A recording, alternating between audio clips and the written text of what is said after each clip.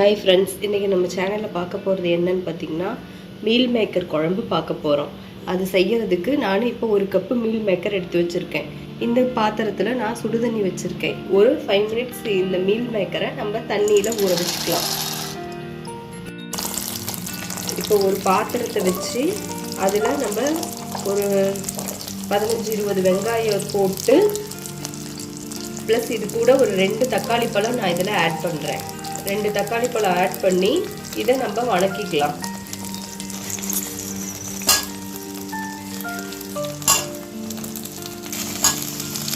இந்த வெங்காயத்தையும் தக்காளியும் நம்ம நல்லா வதக்கி எடுத்துக்கலாம். இப்போ வெங்காய தக்காளி பார்த்திங்கன்னா நல்லா வதங்கிடுச்சு. இதில் 1 டீஸ்பூன் அளவுக்கு சோம்பு, ஒரு சிறிய துண்டு பட்டை, 3 கிராம்பு, கொஞ்சமாக கசகசா இதெல்லாத்தையும் போட்டு நம்ம இன்னும் ஒரு 2 நிமிஷத்துக்கு அப்படியே வதக்கிக்கலாம். இப்போ இது ஃபுல்லாக நல்லா வதங்கிடுச்சு. அதுக்கப்புறம் நான் அடுப்பை நிறுத்திடுறேன். நிறுத்திட்டு கொஞ்சமாக தேங்காய் ஆட் பண்ணுறேன். இந்த ஹீட்லேயே பார்த்தீங்கன்னா தேங்காயை அப்படியே வதக்கி எடுத்துக்கோங்க. வதக்கி எடுத்துட்டு இது ஆறுனதுக்கப்புறம் ஒரு மிக்ஸி ஜாரில் போட்டு நம்ம அரைச்சிக்கலாம். இப்போ பார்த்தீங்கன்னா வெங்காயம் தக்காளி தேங்காய் வதக்கினது எடுத்து வச்சுருக்கேன். இது கூடவே 2 ஸ்பூன் மிளகாத்தூள் நான் சேர்க்குறேன். அடுத்தது மல்லித்தூள் 2 ஸ்பூன் சேர்க்குறேன்.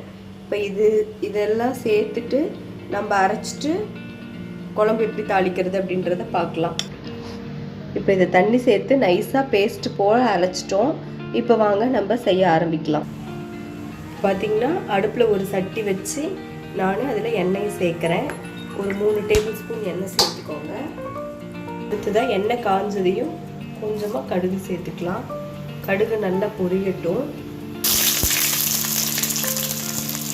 அடுத்ததாக ஒரு பெரிய வெங்காயத்தை நான் நீல வாக்கில் கட் பண்ணி போட்டுருக்கேன். இப்போ அதை நல்லா வதக்கி எடுத்துக்கலாம்.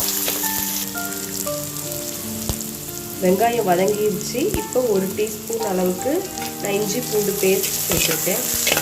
இதையும் சேர்த்து நம்ம நல்லா வதக்கிக்கலாம். இது வதங்கினதுக்கப்புறம் கொஞ்சமாக கறிவேப்பிலை சேர்த்துக்கலாம். கறிவேப்பிலை சேர்த்து நல்லா வதக்கிட்டு இது கூட நம்ம இப்போது 3 பச்சை மிளகாய் கீறி வச்சுருக்கேன். இந்த 3 பச்சை மிளகாயை ஆட் பண்ணிக்கலாம். இதையும் சேர்த்து நல்லா வதக்குங்க. இந்த மீல் மேக்கர் பார்த்திங்கன்னா உடம்புக்கு ரொம்ப நல்லது. இதை குழந்தைங்களுக்கு நிறைய கொடுங்க. வாரத்துக்கு ஒரு முறையாவது செஞ்சு கொடுங்க. இப்போது இது நல்லா வதங்கிடுச்சு. வதங்கினதுக்கப்புறம் இதில் நம்ம மீல் மேக்கர் ஆட் பண்ணலாம். நான் 1 கப்பு மீல் மேக்கர் எடுத்து வச்சுருந்தேன் இல்லையா, அதை நான் இப்போது தண்ணி வடிகட்டி எடுத்து வச்சுருக்கேன். இதை சேர்க்குறேன். இதையும் சேர்த்து நல்லா கிளறி விடுங்க. இப்போது இது நல்லா வதங்கி வந்துருச்சு. இதுலேயே நம்ம 1 டீஸ்பூன் கரம் மசாலா ஆட் பண்ணிக்கலாம்.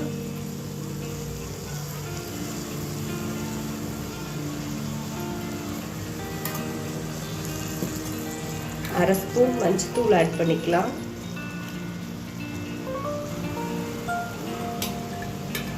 தேவையான அளவுக்கு உப்பு சேர்த்துக்கலாம்.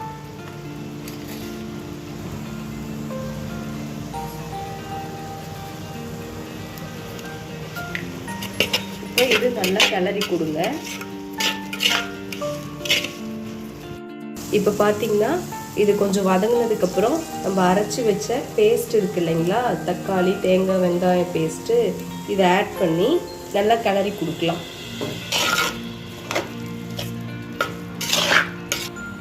இப்போ இதில் நான் ஒரு 1.5 டம்ளர் அளவுக்கு மிக்ஸி ஜாரை கழுவின தண்ணி வச்சு இதை ஊற்றுறேன் நான்.